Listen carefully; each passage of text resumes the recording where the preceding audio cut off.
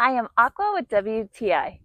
So I have been having a problem with carpenter bees, and this Best Bee Brothers trap really helped with that. I knew I had to find something because they were burning holes in my pergola, and this trap has really helped with that problem. And it has been really nice to have to catch all the carpenter bees. This is very simple to use. You can simply use the loop provided and hang this, or there is pre-drilled holes where you can mount this on something as well. To start your trap, you simply can add a carpenter bee to the bait cup, or you can use the Beelicious bee bait as well.